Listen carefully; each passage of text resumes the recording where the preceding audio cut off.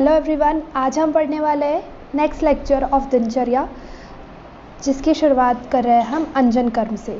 इसके पहले के कर्म हम कंप्लीट कर चुके हैं पहले वाले लेक्चर में। सबसे पहले देखते हैं अंजन कर्म का वर्णन किसने किया है। तो आचार्य चरक ने सूत्र स्थान 5 में और सुश्रुत चिकित्सा में 24 अध्याय में किया गया है। अष्टांग हृदय ने सूत्र स्थान के अध्याय 2 में किया है। तो ये सबके रेफरेंस दिया है। ये तो हर इसमें आपको ये रेफरेंस लिखना होगा। कोई भी क्रिया आपसे भली दिनचर्या की पूछी जाए तो उन सभी क्रियाओं का वर्णन एक ही स्थान पर किया गया है, वो है चरक सूत्र 5 में। फिर सुश्रुत में कहाँ किया गया है, तो सुश्रुत चिकित्सा 24 में और अष्टांग हृदय सूत्र 2 में किया गया है। इसके बाद देखते हैं चरक अनुसार आग तेजोमय है, इसलिए आग को शरीर दोष विशेषकर कफ से भय बना रहता है। अतः कफ के नाश के लिए 5वें या 8वें दिन तीक्ष्ण अंजन रसांजन को रात्रि में लगाना चाहिए। तो आचार्य चरक कहते हैं, कुछ अंजन से रिलेटेड कुछ बातें इन्होंने कही है यहाँ पर कि हम अंजन का प्रयोग क्यों करते हैं। तो चरक अनुसार अंजन का प्रयोग क्यों करना है, क्योंकि आग हमारी शरीर मतलब आग में कफ दोष विशेषता रहता है और कफ के नाश के लिए 5वें या 8वें दिन तीक्ष्ण अंजन का प्रयोग करने से वहाँ पर कफ और अग्नि का बैलेंस बना रहता है। इसलिए 5वें दिन रसांजन का प्रयोग आचार्य चरक ने वर्णित किया है।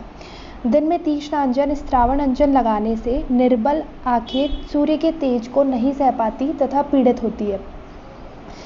मतलब ये कुछ नियम है जो कि आचार्य चरक द्वारा बताए गए हैं कि 5वें दिन पर रसांजन का प्रयोग किया जाना चाहिए और तीक्ष्ण अंजन का प्रयोग कभी भी दिन के समय पर नहीं करना चाहिए, क्योंकि दिन के समय पर अगर हम तीक्ष्ण अंजन का प्रयोग करेंगे तो हमारी आँखों को सूर्य के ताप से भय बना रहेगा। मतलब वहाँ पर अग्नि की प्रधानता हो जाएगी, जिसकी वजह से हमारी आँखों को भय रहेगा। ठीक है। नेत्रों के प्रसादन निर्मलीकरण हेतु सौवीर अंजन का नित्य प्रयोग रात्रि में करना चाहिए और सौवीर अंजन जो है वो नित्य प्रयोग के लिए बताया गया है, क्योंकि इससे नेत्र का प्रसादन होगा। यद्यपि कुछ आचार्यों ने के अनुसार इसे दिन में भी प्रयोग कर सकते हैं, क्योंकि यह तीक्ष्ण नहीं होता। तो ये अंजन कर्म से रिलेटेड कुछ बातें जो कि आचार्य चरक अपने सूत्र स्थान 5 में बताते हैं। ठीक है। अब इसके लाभ, अंजन के लाभ भी आपको याद रखने हैं। ये क्या करता है, दाह, कंडू, मल, क्लेद, रुजा का नाश करता है। नेत्रों में तेज आता है इससे और वायु और धूप को सहने की शक्ति प्राप्त होती है। मतलब एक तरीके से ये आँखों के लिए, नेत्र के लिए बल्य भी है, क्योंकि ये धूप से, तेज हवा से और सूर्य के ताप से, इन सब चीज़ों से बचने के लिए नेत्र को बल प्रदान करता है। ठीक है। साथ ही वहाँ के जो भी मल है उसको नष्ट करके वो वहाँ पर जो भी कंडू, दाह, क्लेद, रुजा उस मल से उत्पन्न हो सकता है उन्हें भी नष्ट करता है, मल का नाश करके। तो ये अंजन के लाभ होते हैं। अंजन के अयोग्य भोजन व शरीर से स्नान करने के पश्चात वमन एवं वाहन से श्रांत रात्रि में जगे हुए एवं ज्वर से पीड़ित व्यक्ति को अंजन नहीं लगाना चाहिए। तो कौन कौन अयोग्य है ये भी आपको ध्यान रखना है। तो ये कंप्लीट होता है अंजन। अंजन से लाभ आपको विशेषता याद रखना है, क्योंकि 2 नंबर में डायरेक्टली किसी भी क्रिया से ये क्वेश्चन पूछा जा सकता है कि इस क्रिया के लाभ बताइए। ठीक है। इसलिए लाभ आपको स्पेसिफिकली हर किसी के ध्यान रखने हैं। इसके बाद नेक्स्ट होता है प्रतिमर्श नस्य। तो प्रतिमर्श नस्य का वर्णन आचार्य चरक ने सूत्र स्थान के अध्याय 5 में, सेम रेफरेंस है इनका भी। ठीक है। और सुश्रुत में थोड़ा डिफरेंट रेफरेंस है। सुश्रुत चिकित्सा 40 अध्याय में इसका वर्णन किया गया है और सुश्रुत चिकित्सा 24 में रेस्ट ऑफ द क्रिया का वर्णन मिलता है। ठीक है। अष्टांग हृदय में भी ये रेफरेंस चेंज हो जाता है। अभी तक के हमने पढ़ा था अष्टांग हृदय सूत्र 2 में सभी क्रियाओं का वर्णन मिलता है, पर प्रतिमर्श नस्य का वर्णन अष्टांग सूत्र 20 में मिलता है। ठीक है। नासिका छिद्रों के द्वारा औषध या औषध सिद्ध स्नेह के प्रयोग को नस्य कहते हैं। तो ये डेफिनेशन आपको आगे चल के श्लोक के रूप में भी याद रखनी है जब आप पंचकर्म पढ़ोगे फाइनल ईयर में। लेकिन अभी आपको सिर्फ हिंदी ध्यान रखना है और हिंदी इसकी प्रॉपर ध्यान रखना है कि नस्य क्या होता है। औषधि का प्रयोग या औषध सिद्ध स्नेह का प्रयोग, वो भी किस मार्ग से, नासा के मार्ग से, उसे ही प्रतिमर्श नस्य बोला जाता है या उसे नस्य बोला जाता है। ठीक है, फिर नस्य के दो प्रकार होते हैं, प्रतिमर्श और मर्श। तो प्रतिमर्श नस्य जो है वो प्रतिदिन किए जाने वाला नस्य होता है, और मर्श नस्य जो है वो कभी कभी, मतलब सप्ताह में 3-4 दिन या फिर एक पूरा सप्ताह, इस तरीके से उसके दिन डिसाइड किए जाते हैं अकॉर्डिंग टू डिसीज़। तो नस्य की परिभाषा आपको अच्छे से ध्यान रखनी है। उसके बाद इसके भेद विभिन्न आचार्यों के अकॉर्डिंग बताए गए हैं। तो सुश्रुत ने 2 ही प्रकार के नस्य बताए हैं, पहला है शिरोविरेचन और दूसरा है स्नेहन। तो शिरोविरेचन भी 3 प्रकार का होता है और स्नेहन 2 प्रकार का हो सकता है। ठीक है, शिरोविरेचन में क्या 3 भेद है, शिरोविरेचन, अवपीड़न और प्रध्मन, और स्नेहन में नावन और प्रतिमर्श। ठीक है, फिर वाग्भट के अकॉर्डिंग 3 है, ब्रंहण, शमन और विरेचन। तो ये आचार्य सुश्रुत और वाग्भट के हो गए। आचार्य चरक का भी आपको याद रखना है, तो मैं आपको ट्रिक बता देती हूँ। चरक के अनुसार 5 भेद होते हैं। ठीक है, जिसे हम इस ट्रिक से याद रखेंगे, NADDP। इसे आप फ्रीक्वेंटली पढ़ते रहोगे तो ये आपको ध्यान रह जाएगा। तो 5 भेद हम एक एक से डिकोड करते हैं। पहला है नावन नस्य। ठीक है, दूसरा ए से होता है अवपीड़ नस्य। साथ में मैं बताते हुए चलती हूँ कि अवपीड़ नस्य उसे बोला जाता है जिसमें हम रस का यूज़ करते हैं। ठीक है, स्वरस का यूज़ करते हैं, उसे अवपीड़ नस्य बोला जाता है। फिर 2D है यहाँ पर, तो एक से होता है धूम और एक से होता है धमापन। ठीक है, धमापन ऐसे लिखा जाता है।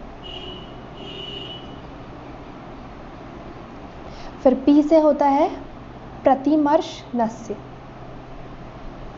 तो इस तरीके से ये 5 भेद बताए गए हैं आचार्य चरक द्वारा, और ये आप चरक संहिता में भी पढ़ते हो, इसलिए यहाँ पर अलग से स्पेसिफाई नहीं किए गए हैं, बट आपको ये भी ऑलरेडी याद होंगे, तो मैंने ये आपको याद रखने के लिए एक ट्रिक भी अलग से बता दी है।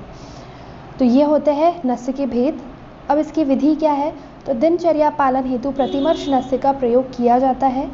इसमें अणु तेल की 2 बूंद प्रत्येक नासा में डालते हैं, इसे नित्य प्रति किया जाता है। तो प्रतिमर्श नस्य किस ड्रग से किया जाता है, ये भी आपको कंटेंट पता होना चाहिए कि या तो अणु तेल से या षड्बिंदु तेल से भी किया जा सकता है। अणु तेल की कितनी मात्रा उपयोग करी जाती है, तो 2 बूंद प्रत्येक नासा में डाले जाते हैं। नस्य में प्रयुक्त किया गया स्नेह जब थोड़ी छींक आने पर भी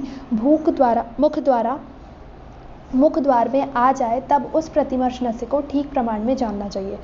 तो जब इस नस्य का हम नासा से प्रयोग करते हैं तो इसका ये जो है मुख में थोड़ी देर बाद आ जाता है, गले में लगने लगता है, तब इसे हम थूक कर बाहर निकाल देते हैं। ठीक है, तो ये इसके प्रयोग की विधि होती है।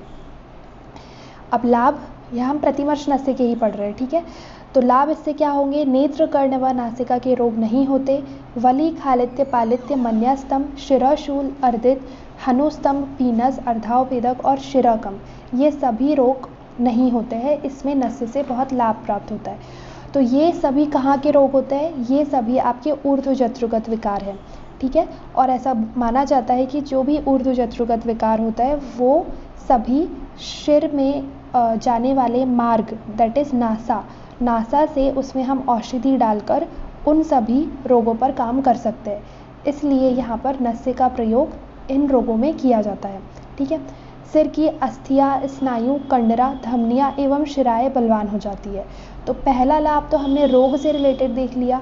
अब हम नस्य में स्नेह का भी प्रयोग करते हैं, और स्नेह हमारे शरीर के लिए क्या होता है, बल्य होता है। तो अगर हम नासा से स्नेह का प्रयोग करेंगे तो वो शिर की सभी अस्थियों पर, कंडराओं पर, स्नायु पर, धमनियों पर, इन सब पर काम करेगा और इन्हें कैसा बना देगा, बलवान बना देगा। तो ये एक तरीके से दृढ़ता भी प्रदान करता है और रोगों पर भी काम करता है। तो ये 2 लाभ हमने देख लिए। तीसरा लाभ नस्य से क्या प्राप्त हो सकता है, इससे मुख प्रसन्न व तेजस्वी हो जाता है। ठीक है, क्योंकि ये हमारे सभी चीज़ों को वहाँ नरिशमेंट प्रोवाइड कर रहा है। ये एक मेडिसिन ही है, ये एक स्नेह है, एक नरिशमेंट का सोर्स है। तो इसके वजह से वहाँ सभी इंद्रियां भी प्रसन्न हो जाती है, त्वचा भी प्रसन्न हो जाती है। इसलिए हमारा मुख प्रसन्न व तेजस्वी हो जाता है, स्वर स्निग्ध हो जाता है, स्थिर, महान, गंभीर व मधुर हो जाता है।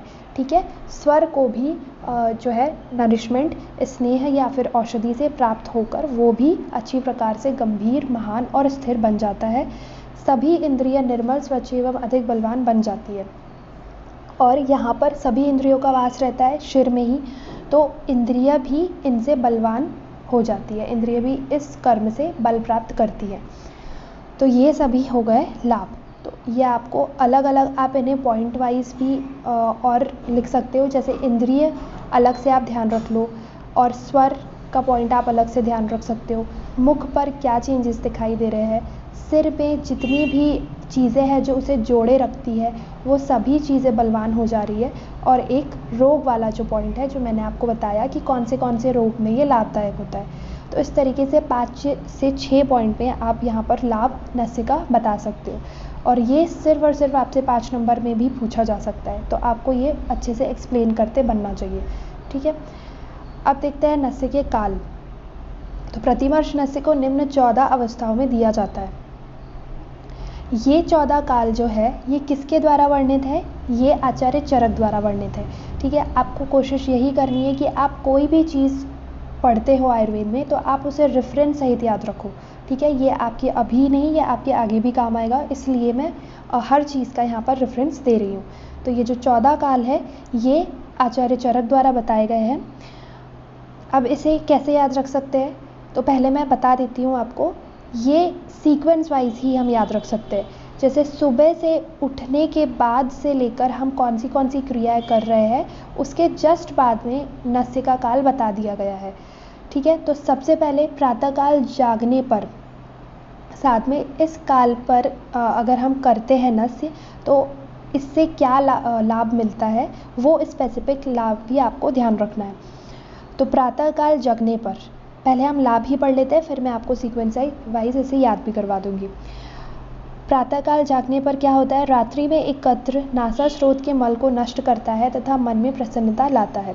तो रात्रि क्या है, शीत काल होता है। इस समय पर सोने से क्या होता है, कफ का प्रकोप हो जाता है, कफ थोड़ा सा हमारे शरीर में बढ़ जाता है, तो उसको बाहर निकालने का काम करता है प्रातःकाल में किया जाने वाला नस्य।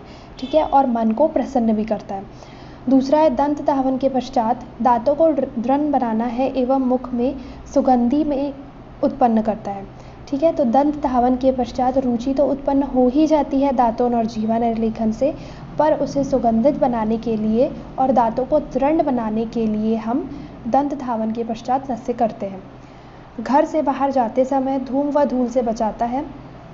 ठीक है, क्योंकि ये एक प्रोटेक्टिव लेयर बना लेता है नासा में, जिसके वजह से हमारे नासा का एक्सपोजर माइक्रो ऑर्गेनिज्म से कम हो जाता है। ठीक है, धूम व धूल से भी हमारी जो नासिका है वो बची रहती है। फिर चौथा है व्यायाम के पश्चात और मैथुन के पश्चात, और छठवां है मार्ग गमन से श्रांत होने के पश्चात। तो ये सभी वो क्रियाएं हैं जो कि शरीर को थका देती है। ठीक है, थोड़ा शरीर को कमज़ोर कर देती है। तो नस्य के द्वारा ये सभी क्रियाओं के पश्चात अगर हम नस्य करते हैं तो उससे जो थकावट है वो हमारे शरीर की मिट सकती है, इसलिए इन तीनों कर्म के पश्चात नस्य किया जाता है। मूत्र त्याग करने के पश्चात और अधोवायु त्याग करने के पश्चात, इससे क्या लाभ होगा, दृष्टि का भारीपन नष्ट हो जाता है। तो दृष्टि, हाँ ये स्पेसिफिक ही है, ये आपको याद ही रखना पड़ेगा। ठीक है, इसके बाद कवल के पश्चात और अंजन के पश्चात नेत्रों को निर्मल करता है। तो ये सभी क्रियाएं हैं। ठीक है, इस क्रियाओं के पश्चात क्या क्या लाभ हो रहा है यही हम पढ़ रहे हैं।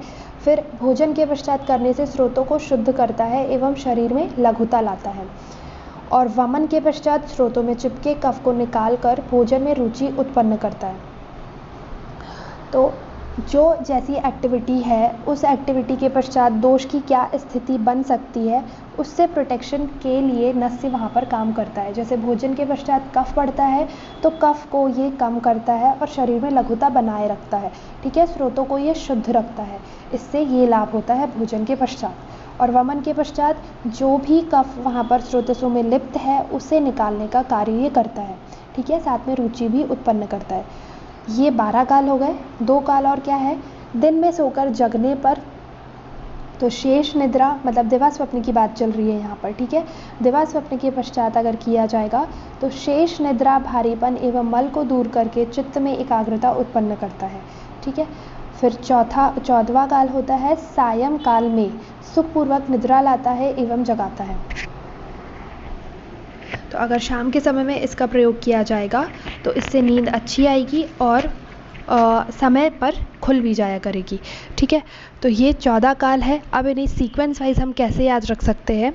सबसे पहले हम सुबह उठेंगे, ठीक है। प्रातः काल जगने पर, प्रातः काल जगने के पश्चात हम क्या क्रिया करते हैं, दंत धावन करते हैं, ठीक है।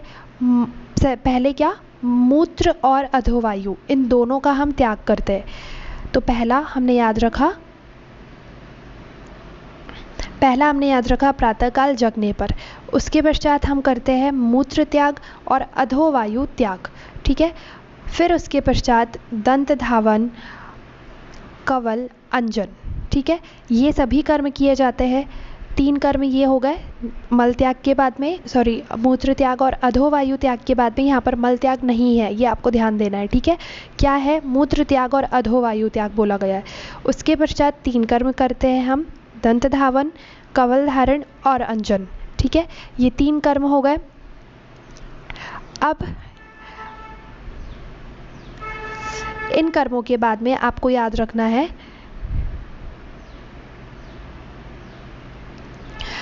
घर से व्यायाम किया जाएगा, ठीक है। तो व्यायाम करा जाएगा। व्यायाम एक काल हो गया। व्यायाम के पश्चात वो इंसान जो है मार्ग गमन करने जाता है, थोड़ी सी एक्सरसाइज करता है, सूर्य नमस्कार, और फिर वो वॉक करने जाता है, मार्ग गमन करने जाता है, ठीक है, घर से बाहर जाकर। तो ये दोनों पॉइंट अलग अलग आपको याद रह सकते हैं, मार्ग गमन से श्रांत होने के पश्चात और घर से बाहर जाते समय, ठीक है। फिर उसके बाद में आप याद रख लीजिए कि घर से बाहर गया और वह मैथुन करके लौटा, ठीक है। मैथुन करके फिर मैथुन के बाद में आपको ध्यान रखना है, मैथुन के बाद में फिर वो आया और उसने क्या किया, खाना खाया, भोजन किया। और क्योंकि उसने भोजन से पहले ही मैथुन कर लिया था, ये क्रिया उसने गलत समय पर कर ली, इसलिए उसे क्या हो गया, वमन हो गया, ठीक है। वमन, उल्टी हो गई। फिर उसे थोड़ा उल्टी करने के बाद में अच्छा लगा तो वो दिन में सोकर जागा, ठीक है। दिन में मतलब उसने दिवा स्वप्न किया और फिर शाम हो गई तो शाम के समय पर एक कर्म किया, शाम के समय पर भी उसने नस्य कर्म किया। तो इस तरीके से आप थोड़ा स्टोरी के फॉर्म में इसे सीक्वेंस वाइज ध्यान रख सकते हो। एक बार मैं फिर से रिपीट कर देती हूँ। पहला, प्रातःकाल जागने पर, प्रातःकाल जागने पर क्या क्रिया करता है वो मनुष्य, वो मूत्र त्याग और अधोवायु का त्याग करता है। उसके पश्चात वो 3 कर्म करता है, दंत धावन यानी कि ब्रश, देन कवल जिसे हम कुल्ला भी कहते हैं नॉर्मल लैंग्वेज में, और फिर अंजन कर्म, ठीक है।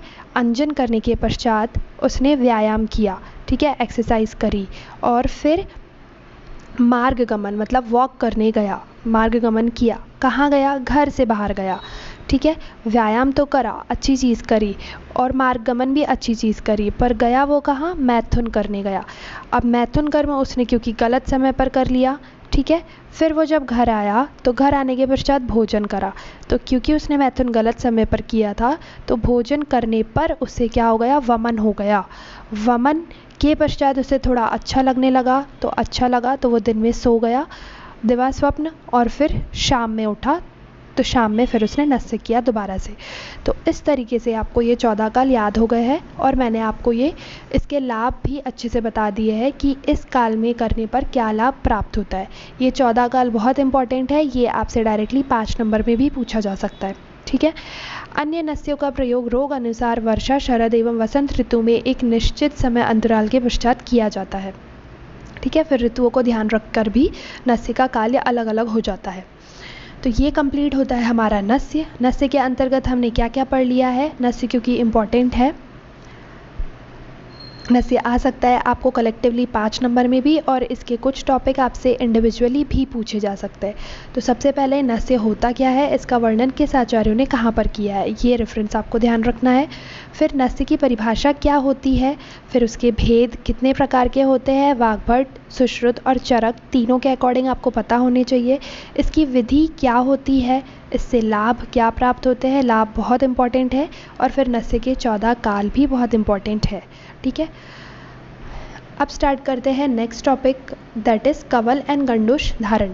ठीक है, तो कवल और गंडूश लगभग सिमिलर ही होता है, बस क्या फ़र्क होता है इसमें, हम कवल में थोड़ी कम मात्रा में कल्क का प्रयोग करते हैं और गंडूश में हम द्रव स्वरूप द्रव्य का प्रयोग करते हैं। द्रव मतलब कि लिक्विड चीज़ों का हम प्रयोग करते हैं और इसकी मात्रा थोड़ी कम होती है। ठीक है, बट मतलब वेट वाइज थोड़ी इनकी मात्रा में डिफरेंस होता है, जैसे कि अभी हम आगे पढ़ेंगे। पर इनकी विधि क्या होती है ये भी मैं आपको साथ ही बता देती हूँ। कवल की मात्रा कभी भी हमको मुख भरकर नहीं लेनी है। कवल में थोड़ा सा ही प्रमाण में द्रव का हम प्रयोग करते हैं। ठीक है, और गंडूश में हम पूरा मुख भरकर द्रव का प्रयोग करते हैं। ठीक है, अब देखते हैं इनकी परिभाषा क्या बताई गई है सुश्रुताचार्य द्वारा। गंडूश क्या होता है, औषधि द्रव या द्रव्य की जो मात्रा केवल मुख में रखी जाए तथा इधर से उधर ना घुमाई जा सके वह गंडूश कहलाती है। मतलब हमें इतनी मात्रा में इसका प्रयोग करना है कि वो इधर से उधर हमारे मुंह में ना घुमाई जा सके। ठीक है, उसे ही गंडूश कहा जाता है।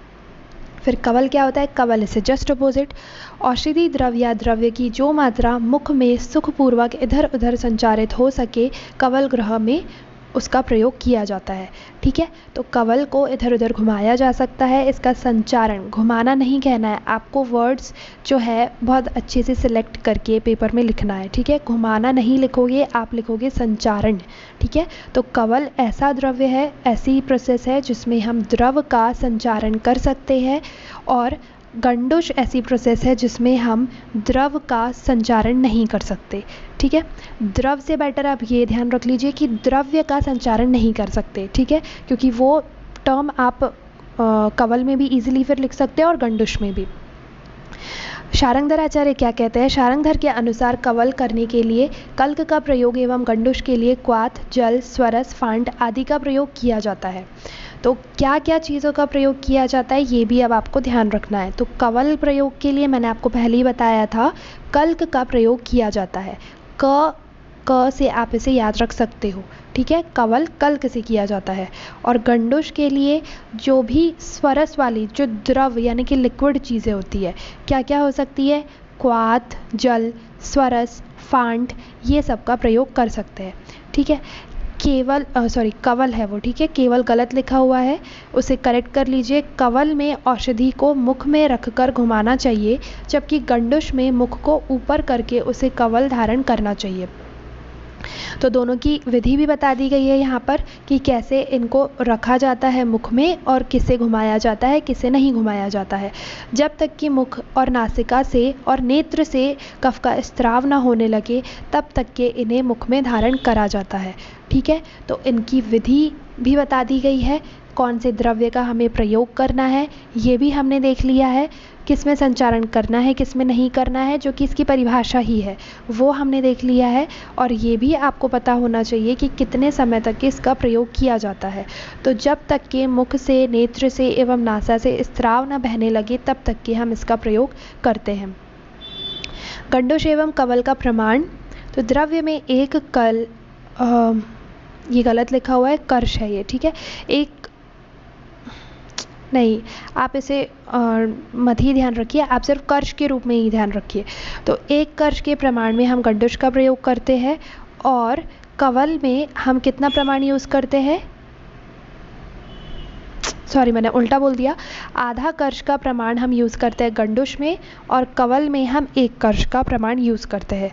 अब आप सोचोगे कि कवल तो मात्रा में कम प्रयोग किया जा रहा था और गंडूश ज़्यादा प्रयोग किया जा रहा था, बट स्टिल यहाँ पर कवल की मात्रा एक कर्ष बताई गई है और गंडूश की आधा कर्ष। ऐसा क्यों? क्योंकि कवल जो है वो थोड़ा सा हैवी होता है, ठीक है। जो भी हम यहाँ द्रव्य का प्रयोग कर रहे हैं वो कल्क के रूप में कर रहे हैं, तो इसका वेट ज़्यादा होता है एज़ कम्पेयर टू लिक्विड, ठीक है। इसलिए इसका प्रमाण कितना यूज़ करेंगे हम, 1 कर्ष यूज़ करेंगे और गंडुश का प्रमाण आधा कर्ष यूज़ करेंगे। अब इसका भेद क्या है, तो कवल और गंडुश में भेद, स्नेहन वातज व्याधि में देखो इसके 4 भेद होते हैं, ये आपको नाम याद रखना है। 4 भेद इनके क्या क्या है, स्नेहन, प्रसादन, शोधन और रोपण। तो स्नेहन किसके लिए प्रयोग किया जाएगा, स्नेह है इसलिए वात व्याधि में प्रयोग किया जाएगा, स्निग्ध और उष्ण द्रव्य का प्रयोग किया जाता है। प्रसादन पित्तज व्याधि में मधुर और शीतल द्रव्य से इसका प्रसादन किया जाता है। शोधन किस में करेंगे, कफज व्याधि में करेंगे। कौन से द्रव्य से करेंगे, कटु, अम्ल, लवण, रूक्ष और उष्ण द्रव्य से करेंगे। रोपण व्रण में करेंगे, रोपण का प्रयोग, और कौन से रस का प्रयोग करेंगे इसमें, तो कषाय, तिक्त और मधुर द्रव्य का प्रयोग करेंगे। क्योंकि व्रण किस दोष की वजह से होता है, पित्त दोष की वजह से होता है, और पित्त के शमन करने वाले रस होते हैं TMK, तिक्त, मधुर और कषाय, ठीक है। तो इस तरीके से यहाँ पर 4 भेद बता दिए गए हैं, किस व्याधि में हम इनका प्रयोग करेंगे और कौन से रस का इनमें प्रयोग करा जाता है वो भी आपको याद रखना है। अब इससे लाभ क्या मिलता है, तो जबड़ों को बल मिलता है, वाणी, स्वर, आवाज़ को बल प्राप्त होता है। क्योंकि हम यहाँ पर ज़्यादातर स्नेह का ही प्रयोग करते हैं, मतलब दिनचर्या में हम स्नेह गंडुश का प्रयोग करते हैं। अगर कोई बीमारी हो तो फिर उसके अकॉर्डिंग करते हैं, बट नॉर्मली हम स्नेह का प्रयोग करते हैं। तो जो स्नेह है वो हमारे जबड़ों को बल देता है, वाणी, स्वर, आवाज़ इन सभी को बलवान बनाता है। मुख, गला आदि की वृद्धि, उन्नति, रसों का ज्ञान भली प्रकार से होता है और अन्न में भली प्रकार रुचि होती है। तो इतने आपको ध्यान रखने ही है, ठीक है। मैं आपको सीक्वेंस वाइज याद कराऊंगी, पहले मैं आपको सारे रीड करके बता दूं एक बार। गले में शुष्कता, रुक्षता नहीं होती है और ना ओष्ठ फटते हैं। तो स्नेह का ही ये एक गुण होता है कि वो जो भी वहाँ पर रुक्षता और शुष्कता है उन सभी को नष्ट कर देता है। दांत शीघ्र नहीं गिरते, मजबूत होते हैं, दर्द नहीं होता, ठंडा एवं अम्ल नहीं लगता, मतलब जो भी सेंसिटिविटी है वो भी वहाँ पर नष्ट हो जाती है, क्योंकि ये दांतों को बलवान बना देता है, ठीक है। कठोर वस्तु को भी खाने में सक्षम होते हैं, क्योंकि अगर दांतों में दृढ़ता आएगी, दांत बलवान होंगे तो उसके कर्म भी जो है वो अच्छे से हो पाएंगे। ये लाभ नित्य प्रति किए जाने वाले स्नेह गंडुश एवं कवल के हैं। तो ये सभी किसके लाभ है, स्नेह वाले गंडुश के और कवल के लाभ होते हैं। हमने 4 भेद पढ़े थे गंडुश और कवल के, जिसमें से स्नेह गंडुश या कवल के ये लाभ बताए गए हैं।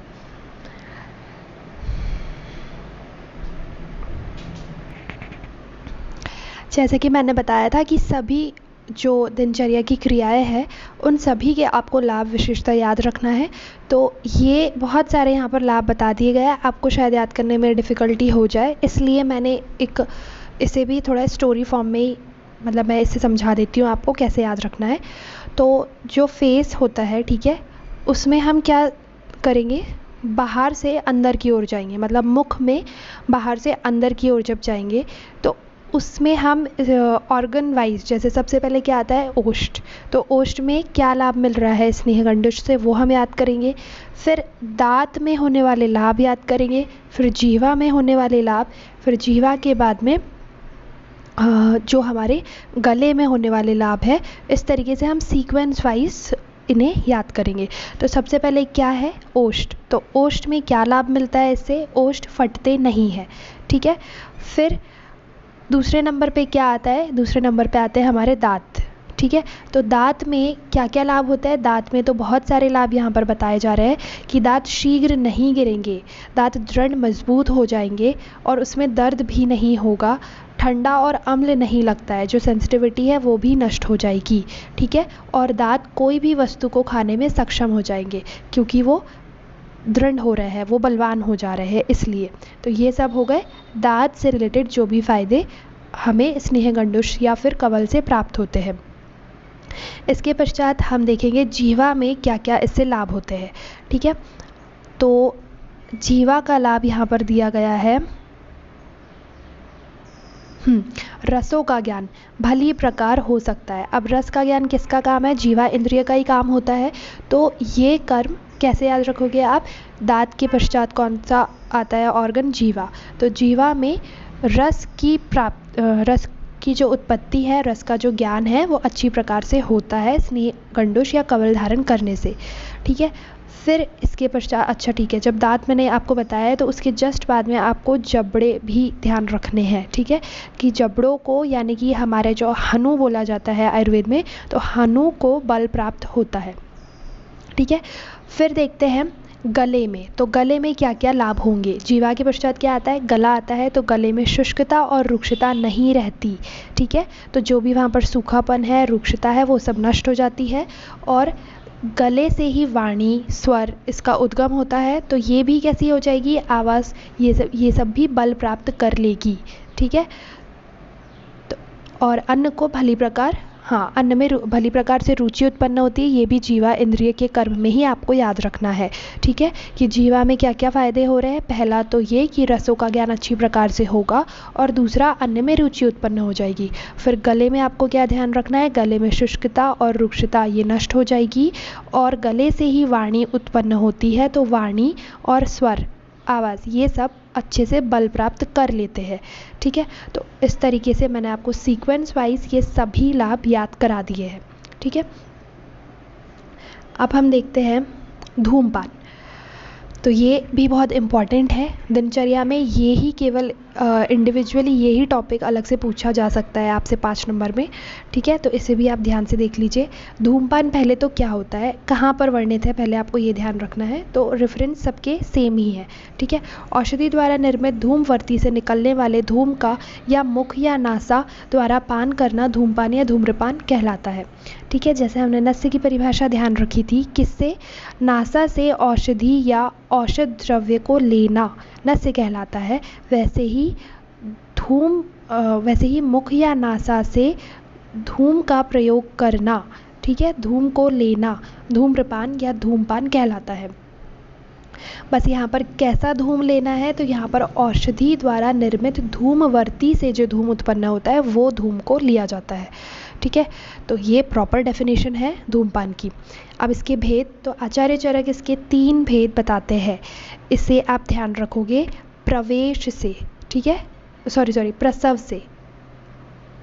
इसे आप प्रसव ट्रिक है उससे ध्यान रखोगे, जिसमें प्र से हो जाएगा प्रायोगिक, स से हो जाएगा स्नेहिक, और व से हो जाएगा वैरेचनिक। तो ये 3 जो है आचार्य चरक द्वारा भेद वर्णित है। ठीक है, फिर वाग्भट कौन से बताते हैं? वाग्भट भी 3 बताते हैं, बट उन्होंने थोड़ा सा डिफरेंट बता दिया है। वो कहते हैं स्निग्ध, मध्य और तीक्ष्ण, ये 3 भेद होते हैं। सुश्रुत 5 भेद बताते हैं। इन्होंने प्रसव तो बताया ही है, मतलब जो आचार्य चरक के 3 है वो तो है ही है, साथ में 2 और ऐड कर दिए हैं, वो है कासग्न और वामनीय। ठीक है, तो देखो सुश्रुत क्या थे? सर्जन, और सर्जन ऐसी इमरजेंसी कंडीशन से डील करना जानते हैं। कैसी इमरजेंसी? जैसे कि वमन हो जाना और खांसी अचानक से उत्पन्न हो जाना। ठीक है, तो ऐसी कंडीशन से डील कौन कर रहा है? सुश्रुत। तो इसलिए ये जो 2 एक्स्ट्रा भेद है ये किसने बताया? सुश्रुत ने बताए हैं। ऐसे आप याद रख सकते हो। अब कुछ धूमपान से रिलेटेड जो पॉइंट्स संहिताओं में वर्णित है वो देख लेते हैं। धूमपान प्रथम मुख से फिर नासिका से करना चाहिए, तथा मुख व नासिका के द्वारा पान किए गए धूम को मुख से ही बाहर निकालना चाहिए। तो धूमपान मुख से भी किया जा सकता है और नासिका से भी किया जा सकता है। ठीक है, बट कभी भी उसे नासिका द्वारा बाहर नहीं निकालना है, हमेशा उसे मुख द्वारा ही बाहर निकालना होता है। ठीक है, ऐसा क्यों करना है? इसके पीछे भी रीज़न है, क्योंकि अगर नासिका से उस धुएं का निर्गमन किया जाता है, यानी कि उसे अगर नासिका द्वारा बाहर निकाला जाता है तो उससे नेत्र को हानि होती है। ठीक है, इसलिए हमेशा मुख से ही इसे निकाला जाता है। तो ये दोनों नियम आपको ध्यान रखने हैं। प्रायोगिक धूम विशेषतः नासा के द्वारा लिया जाता है। ठीक है, स्नेहिक धूम मुख और नासा दोनों के द्वारा लिया जाता है, और वैरेचनिक केवल नासिका से लिया जाता है। तो देखो, विरेचन के लिए शिरोविरेचन ठीक है, कहाँ से किया जाता है? शिरोविरेचन नस्य को बोला जाता है ना। तो ऐसे आप याद रख सकते हो कि जो वैरेचनिक धूमपान है वो शिरोविरेचन वाले मार्ग से ही किया जा रहा है, दैट इज़ नासिका। ठीक है, और स्नेह दोनों जगह से प्रयोग हो सकता है, मुख से भी लिया जाता है और नासिका से भी लिया जा सकता है। तो स्नेह दोनों जगह से। और प्रायोगिक कहाँ से? विशेषतः नासिका से। और वमनीय धूमों का सेवन मुख द्वारा ही करना चाहिए। और वमन और कासग्नि ये जो दोनों हैं, ये कहाँ से उत्पन्न होते हैं? ये मुख से ही उत्पन्न होते हैं, इनका नासिका से कोई लेना देना नहीं है। तो इसलिए ये दोनों में मुख से ही हम धूमपान करेंगे। ठीक है, तो भेद के अनुसार किस जगह से धूमपान लेना है ये आपको ध्यान रखना है। ठीक है, मतलब जब आप इनलेट ले रहे हो, मतलब जब आप इनको धूमपान को लेते हो तब की जगह बस आपको याद रखनी है। बाकी निकालते टाइम तो हमेशा आपको कौन सी जगह प्रेफर करनी है? केवल और केवल मुख के द्वारा ही इसे निकालना है। और क्यों निकालना है ये भी हमने देख लिया है। दोष नासिका एवं नेत्र में आश्रित होने पर नाक से धूमपान करें और कंठ से दोष स्थिर होने पर मुख से धूमपान करें। अब दोषों की स्थिति, मतलब दोष किस जगह पर स्थित है उसके अनुसार भी ये जगह डिसाइड करी जाती है कि मुख से लेना है धूमपान या फिर नासिका से। तो देखो, नासिका ऊपर है तो ऊपर के रोगों में, ठीक है, ऊपर के रोगों में हम नासिका से धूमपान करेंगे। और अगर गले के रोग है और कंठ के रोग है, मतलब हाँ कंठ के रोग है और अगर कंठ के रोग है तो फिर हम मुख से धूमपान करेंगे। ठीक है, और ऊपर के रोग मतलब क्या? नेत्र के रोग है तो फिर हम नासिका से धूमपान करेंगे। अब देखते हैं धूमपान के अयोग्य। अयोग्य में बहुत सारे मुख रोग यहाँ पर बताए जा रहे हैं और साथ में अन्य स्थिति भी बताई जा रही है जिसमें पित्त बड़ा होगा, जिसमें उसके शरीर की ऊष्मा ऑलरेडी बड़ी होगी। उस स्थिति में हम उसे धूमपान नहीं करवाएंगे। ये कॉन्सेप्ट आपको बनाना ही पड़ेगा। ठीक है, तभी आप आगे की डिसीजेस ध्यान रख पाओगे। और जो भी इंसान बहुत ज़्यादा थका है, बहुत ज़्यादा दुर्बल हो चुका है, वो भी धूमपान नहीं कर सकता। ठीक है, तो जो शोक, भ्रम, भय, क्रोध, उष्ण, विष, रक्त, पित्त, देखो यहाँ पर मिश्रण है सभी चीज़ों का, कि यहाँ पर उष्ण चीज़ें भी बता दी गई है और साथ में थकावट वाली चीज़ें भी बता दी गई है। मद, मूर्छा, दाह, पिपासा, पांडु रोग, तालुशोष, छर्दी, शिरो अभिघात, उद्गार, लंघन, तिमिर, प्रमेह, उदर, आत्मान, ऊर्ध्ववात, बालक, वृद्ध, दुर्बल, विरेचन व निरूहण प्रयुक्त। मतलब पंचकर्म भी आपको याद रखना है कि विरेचन के पश्चात नहीं करते हैं और निरूहण के पश्चात भी नहीं करते हैं। ठीक है, रात्रि जागरण में गर्भिणी, रुक्ष, शतशीर्ण व उरह शत से ग्रसित, तो ये सब कैसे व्यक्ति? ये सब दुर्बल व्यक्ति है तो इनमें नहीं करेंगे। मधु, घृत, दधी, दूध, मछली, मध्य और यवागु का पान किए हुए एवं अल्प कफ वाले मनुष्यों को धूमपान नहीं करना चाहिए। तो ये अयोग्य बता दिए गए हैं। ठीक है, धूमपान के अयोग्य भी देख लिए हमने। अब हम देखते हैं सम्यक धूमपान के लक्षण। तो हृद, कंठ एवं इंद्रियों की स्वच्छता का प्रतीत होना, सिर का हल्कापन, वात, पित्त, कफ दोषों की शांति होना, ये इसके लक्षण है। सम्यक धूमपान के लक्षण होते हैं। ठीक है, ये आपको एज इट इज़ याद रखना है, यही इसके लाभ है।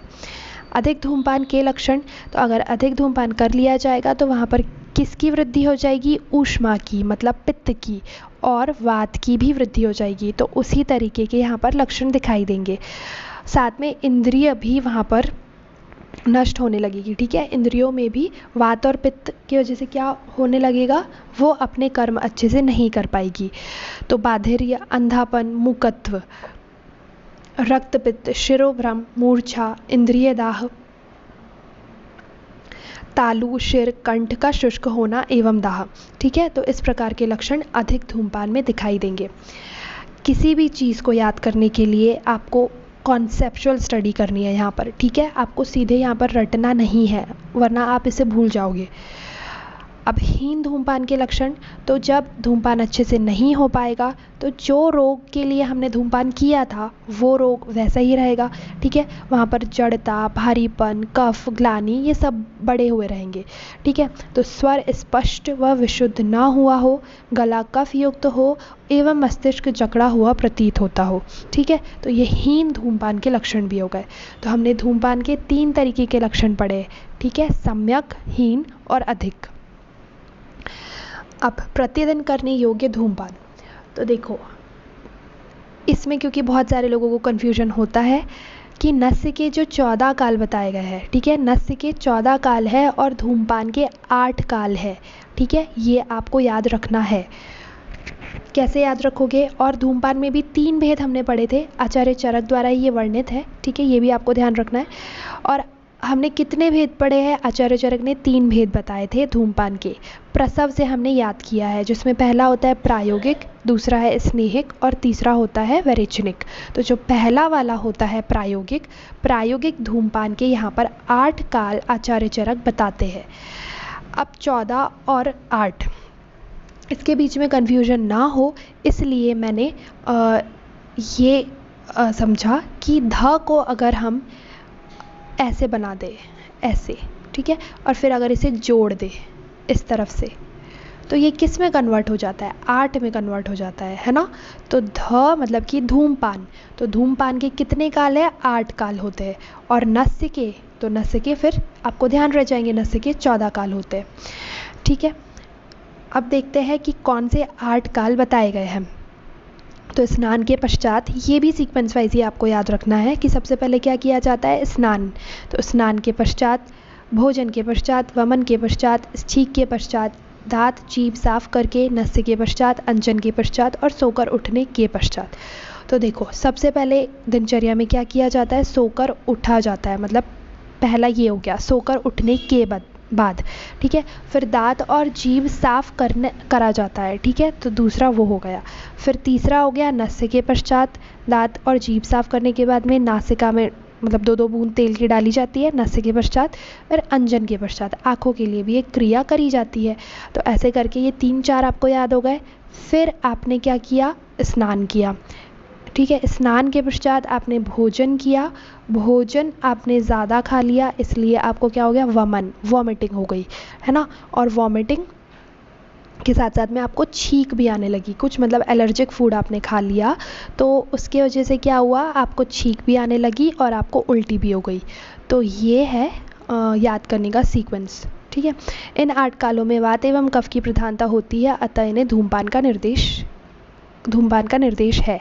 तो इसी काल को क्यों हमने चुना? क्योंकि इस समय पर वात और कफ की प्रधानता होती है और इसी को नष्ट करने के लिए धूमपान मेनली किया जाता है। क्योंकि धूमपान किस में निषेध होता है? जो भी गरम वाली चीज़ें होती है, गरम वाले रोग होते हैं, उसमें निषेध होता है। ये मैंने आपको कॉन्सेप्ट पहले ही समझाया था, ठीक है।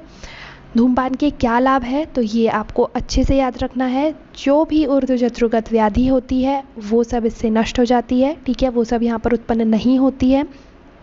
उसके अलावा यहाँ पर बालों को भी फ़ायदा मिलता है और पूरे सिर को फ़ायदा मिलता है, पूरी इंद्रियों को फ़ायदा मिलता है, ठीक है। ये मतलब कलेक्टिवली मैं आपको बता दे रही हूँ ताकि आपको ये ईजिली याद हो जाए। तो शिरोगौरव, शिरोशूल, पीनस, ऐसे जो रोग बताए गए हैं नाक कान गले के, इन सभी में फ़ायदा मिलता है, ठीक है। उसके अलावा बालों में जो मैं आपको फ़ायदा बता रही हूँ कि बालों में क्या फ़ायदा मिलता है, तो बालों का जो खालित्य पालित्य है वो नष्ट होता है। खालित्य मतलब कि गिरना, पालित्य मतलब पकना। तो गिरना और पकना ये दोनों चीज़ें कम हो जाती है अगर धूमपान करते हैं तो। पिंजरत्व, शवथु, तंद्रा, अति निद्रा, मोह आदि रोग ठीक होते हैं। उसके साथ में आपको मैंने इंद्रिय भी बताई थी, है ना। तो बाल, सिर की अस्थि, आँख, कान आदि इंद्रियों का स्वर व गले का बल अधिक हो जाता है। तो यहाँ पर जो भी चीज़ें वास करती है, सिर में क्या क्या चीज़ है? एक तो बाल, ठीक है, दूसरा इंद्रिय। तो बालों का हमने अलग से याद रख लिया है। इंद्रियों का क्या ध्यान रखेंगे आप कि इंद्रियों को बल प्राप्त होता है। सिर में और क्या क्या होता है? सिर किससे बना हुआ है? अस्थि से, संधि से। तो ये सबको भी बल प्राप्त होता है धूमपान से, ठीक है। उसके अलावा और क्या? सिर में क्या है? इंद्रिय है। इंद्रियों का क्या काम है? आवाज़ उत्पन्न करना, ठीक है। तो जो स्वर है वो भी यहाँ पर बल प्राप्त करता है।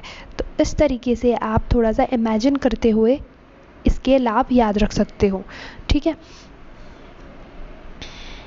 अब विशेष क्या कहते हैं अष्टांग संग्रह धूमपान के बारे में। अंजन करने से उत्क्लेशित वात कफ की शांति नस्य से कूपित वात कफ की शांति कवल से तथा कवल से कूपित वात कफ की शांति धूमपान से होती है। तो ये आपको याद रखना है कि किसके कॉम्प्लिकेशन में हम क्या प्रोसेस यूज़ कर सकते हैं। अतः वात कफ को क्रम से अंजन, नस्य, कवल एवं धूमपान से जीतना चाहिए।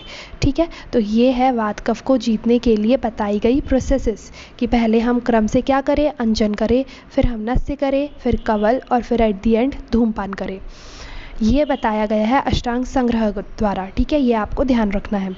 एक बार मैं फिर से पढ़ देती हूँ। अंजन करने से उत्क्लेशित वात कफ की शांति नस्य से, क्योंकि अगर आँख में अगर हम अंजन का प्रयोग कर रहे हैं तो उसका नियरेस्ट रूट क्या है, नासा। तो नासा के द्वारा नस्य लेने से हम उसे बैलेंस कर पाएंगे। ठीक है, और अगर नस्य से वात कफ कुपित हो जाते हैं तो फिर हम क्या करेंगे, नस्य का नियरेस्ट मार्ग हम क्या प्रयोग कर सकते हैं, मुख। तो मुख में हम कवल और गंडुश धारण कर सकते हैं। ठीक है, उससे हम नस्य में उत्पन्न वात कफ की शांति करेंगे। और अगर मुख में कवल और गंडुश से वात कफ की दुष्टि हो रही है तो उसे हम फाइनली धूमपान से शांत करेंगे। ठीक है, तो ये सीक्वेंस आपको ध्यान रखना है जो कि अष्टांग संग्रह ने बताया है। तो इस तरीके से धूमपान भी हमने बहुत अच्छे से पढ़ लिया है। अब नेक्स्ट दिनचर्या हम पढ़ते हैं तांबुल सेवन। तो देखो, अभी तक के जो भी दिनचर्या मैंने आपको बताई है वो बहुत इंपॉर्टेंट थी, उससे ही मेजरली क्वेश्चन बनते हैं और बड़े बड़े मतलब 5-5 नंबर के क्वेश्चन भी उन्हीं से बनते हैं। अब जो भी मैं पढ़ाऊँगी वो आपको थोड़ा सा शॉर्ट लेवल पर ही पढ़ना है, मतलब ज़्यादा डिटेल में नहीं पढ़ना है, इसलिए हमने यहाँ पर छोटे ही नोट्स बनाए हैं और इन्हें हम थोड़ा स्पीडली भी आप पढ़ सकते हैं। तांबुल पान क्या होता है, पान।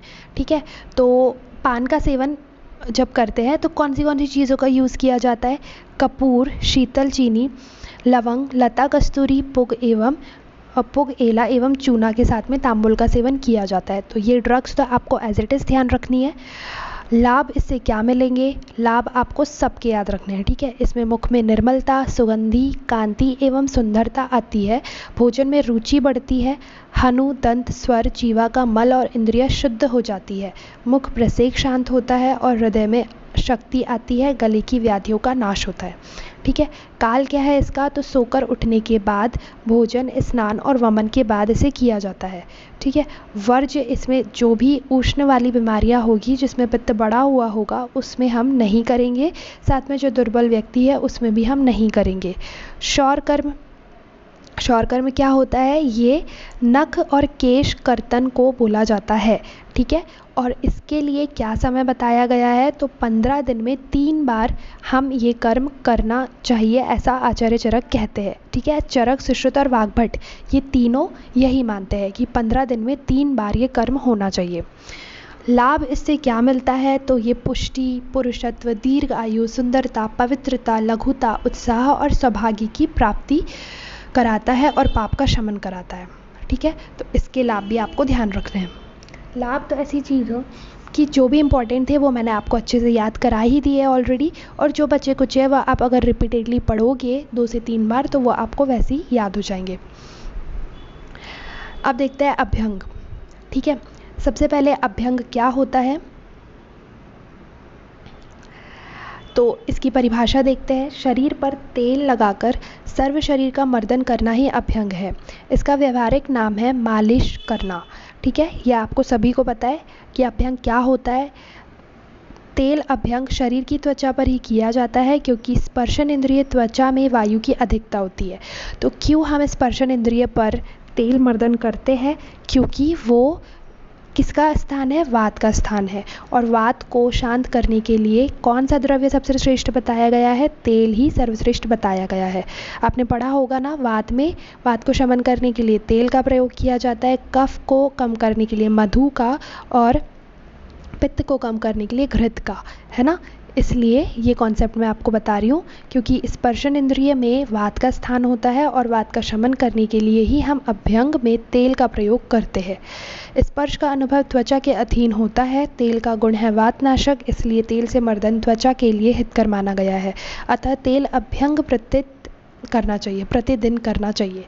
ठीक है, फिर अभ्यंग का समय, तो अभ्यंग प्रतिदिन करना चाहिए क्योंकि वह जरा यानी कि बुढ़ापे को, श्रम और वात विकारों को नष्ट करता है।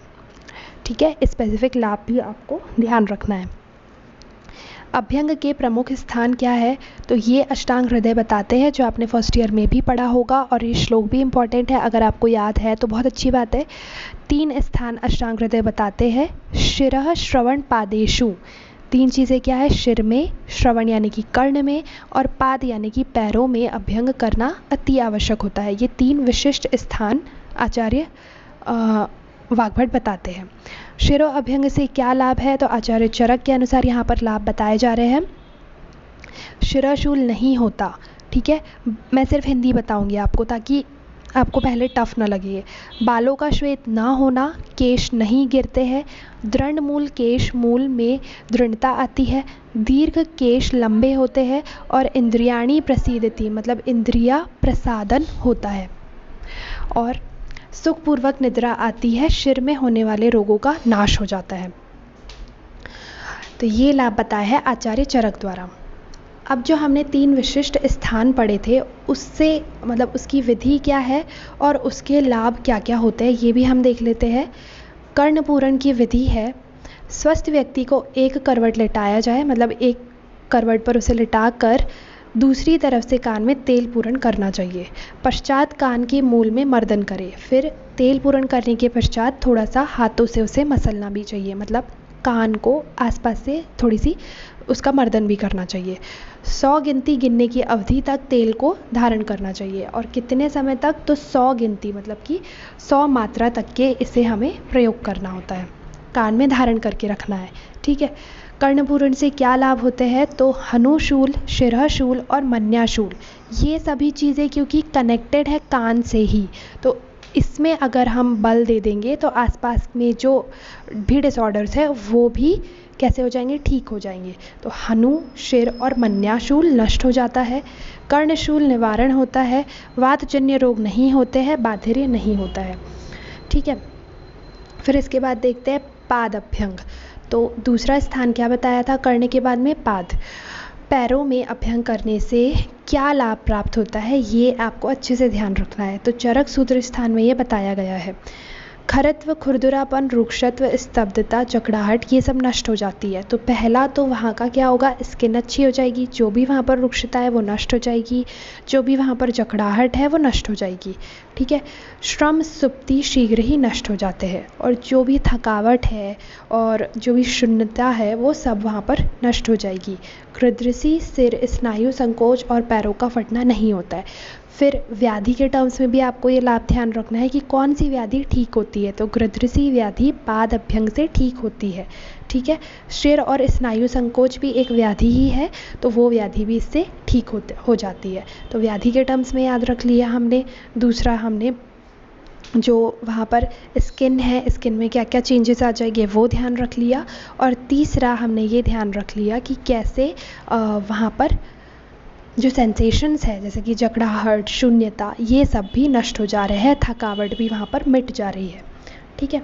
इसके साथ साथ में आपको ये भी याद रखना है कि इससे ज्योति बहुत अच्छी हो जाती है, ठीक है। पाद अभ्यंग को चक्षुष्य भी बोला गया है आचार्य चरक द्वारा, ठीक है, क्योंकि ये हमारी नेत्र ज्योति के लिए भी बहुत अच्छा होता है, ये आचार्य चरक कहते हैं, ठीक है। अभ्यंग से क्या लाभ होता है, तो सर्वांग अभ्यंग की यहाँ पर हम बात कर रहे हैं कि पूरी बॉडी में अभ्यंग करेंगे तो क्या क्या लाभ मिलेंगे। जरा, बुढ़ापा, श्रम और वातज विकार नष्ट हो जाते हैं, दृष्टि स्वच्छ हो जाती है और शरीर पुष्ट हो जाता है, आयु बढ़ती है, गहरी नींद आती है, मांसपेशियाँ दृढ़ हो जाती है, निद्रा कारक है। तो जिस किसी को भी ये प्रॉब्लम है कि जो बहुत दुर्बल है, जिसे बहुत रात में नींद आने की बहुत दिक्कत होती है, तो उसके लिए सर्वांग अभ्यंग बहुत अच्छा होता है, क्योंकि ये निद्रा कारक भी है, थकावट भी दूर करता है, मांसपेशियों को भी बल प्रदान करता है, ठीक है। पूरे शरीर में ये बल प्रदान करता है, क्योंकि स्नेह बहुत अच्छा बल्य होता है, ठीक है, और साथ में ये वात विकारों को भी नहीं होने देता। तो ये हमने कंप्लीट कर लिया अभ्यंग, ठीक है। अभ्यंग की परिभाषा, फिर अभ्यंग के 3 विशिष्ट स्थान और विशिष्ट स्थानों के लाभ, कि क्या हमें कर्णपूर्ण से हमें क्या लाभ होगा, पाद अभ्यंग से क्या लाभ होगा, और इन जनरल अगर सर्वांग अभ्यंग किया जाता है तो क्या लाभ होगा। मैं शुरू से ही आपको लाभ पर ही फोकस करवा रही हूँ, क्योंकि ये ही जनरली पूछा जाता है, ठीक है। अब हम नेक्स्ट पढ़ते हैं व्यायाम।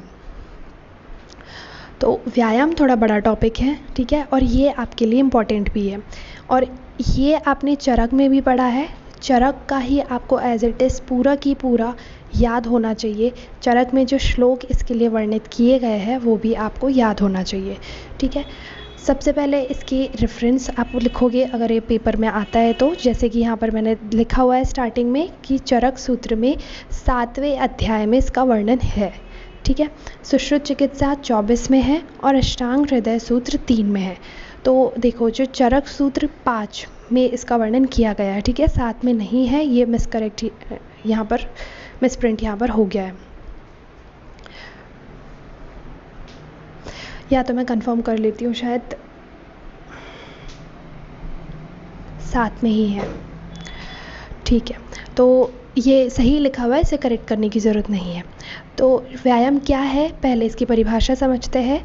शरीर चेष्टा या चेष्टा स्थैर्य अर्था बलवर्धिनी देह व्यायाम संख्याता मात्रा या ताम समाचरित। तो शरीर से की जाने वाली चेष्टा जो कि हमारे शरीर में क्या उत्पन्न करे, स्थिरता और बल उत्पन्न करे, उसे व्यायाम बोला जाता है, ठीक है। यही इसकी एग्जैक्ट परिभाषा है, आपको ये याद रखनी है। सुश्रुताचार्य भी बोलते हैं शरीर में आयास यानी कि थकावट उत्पन्न करने वाला कर्म व्यायाम कहलाता है, ठीक है। अब व्यायाम की मात्रा या व्यायाम के लक्षण। तो व्यायाम कितनी मात्रा तक के करना चाहिए ये हम कैसे डिसाइड करेंगे कि व्यायाम करने पर क्या लक्षण उत्पन्न हो रहे हैं, उससे हम समझेंगे कि अब हमें व्यायाम बंद कर देना चाहिए, ठीक है। तो वो कौन से लक्षण हैं? स्वेद का निकलना, श्वास की वृद्धि होना, अंगों की लघुता एवं हृदय प्रदेश में बाधा, ये व्यायाम के लक्षण है।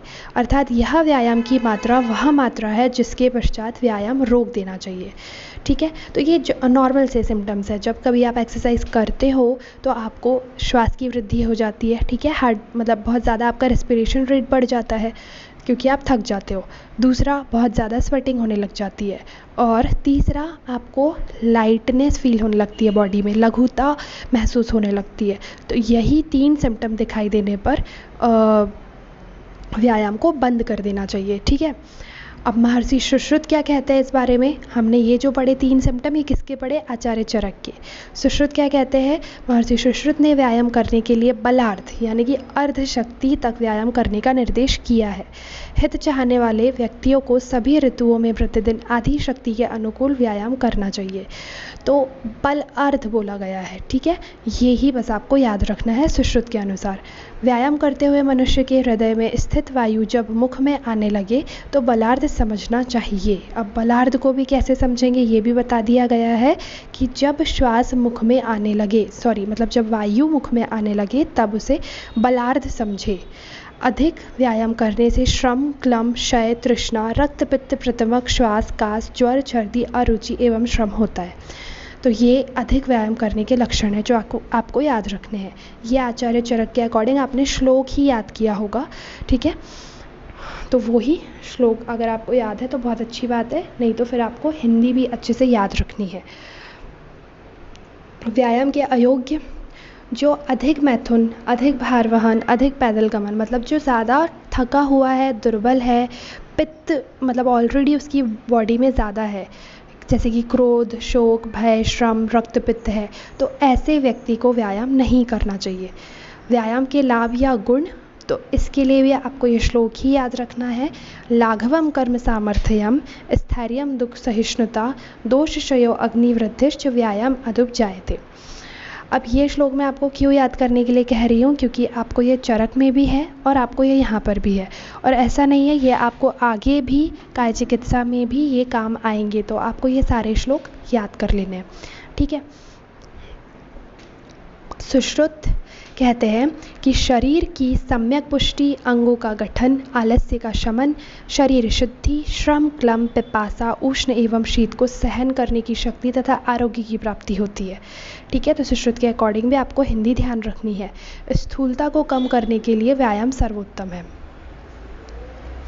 फिर चक्रमण, चक्रमण मतलब क्या होता है? चक्रमण मतलब कि वॉक करना।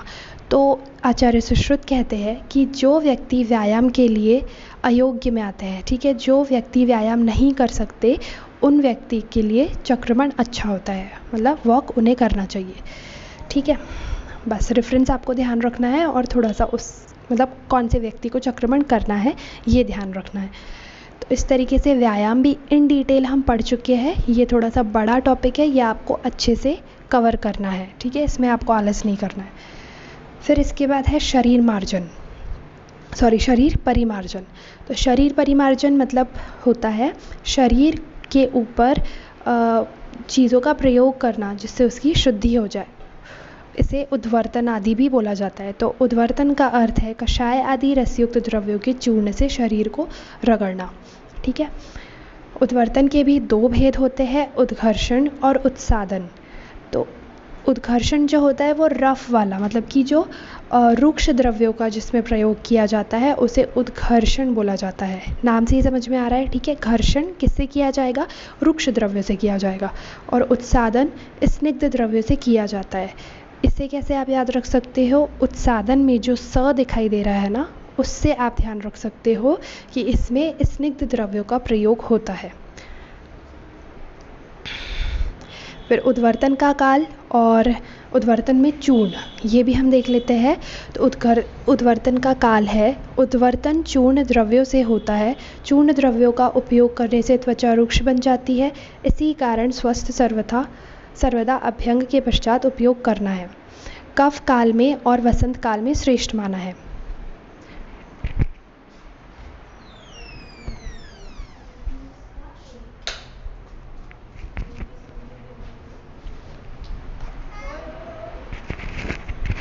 फिर उद्वर्तन चूर्ण में कौन से चूर्ण का प्रयोग किया जाएगा? तो काकोली आदि चूर्ण का, यव चूर्ण का, त्रिफला चूर्ण का, ये सब चूर्ण का हम प्रयोग कर सकते हैं। लाभ क्या प्राप्त होता है? तो वातहर, कफहर, कंडुग्न, कोटहर होता है। समतर्पण जन्य व्याधि उदाहरण अति स्थौल्य और स्थूल प्रमेह नाशक होता है, क्योंकि इसके जो द्रव्य है वो रुक्ष है, ठीक है। और रुक्षता की आवश्यकता समतर्पण जन्य व्याधियों में पड़ती है। समतर्पण जन्य व्याधियों के नाम आपको पता होना चाहिए। कुष्ठ, प्रमेह और पांडु, ये रोग समतर्पण जन्य होते हैं। अब देखते हैं स्नान, ठीक है। तो स्नान के लिए भी जो चरक में जो श्लोक बताए गए हैं वो आपको याद होने चाहिए, ठीक है। तो चरक का पहला ही मतलब परिभाषा के लिए जो बताया गया है श्लोक, साथ में इसमें लाभ भी आ जाते हैं इसके।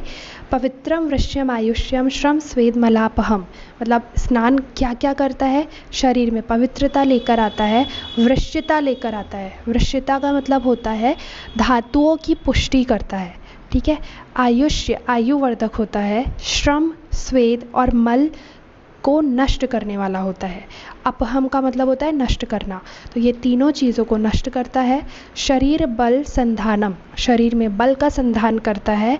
और ओज को भी बढ़ाता है। ओजस करम परम, तो ये टर्म तो आपको याद ही रखनी है। ओजस करम परम किसे बोला गया है? स्नान को बोला गया है, ठीक है। आचार्य सुश्रुत भी इसके कुछ लाभ बताते हैं। और निषेध क्या है इनके? तो अतिसार, ज्वर, कर्णशूल, नेत्र रोग, पीनस, वात व्याधि, आधमान, अरुचि, अजीर्ण तथा भोजन करने के बाद स्नान नहीं करना चाहिए, ठीक है। और साथ में ये भी बता दिया गया है कि ऑर्गन के वाइज कैसे स्नान करना है।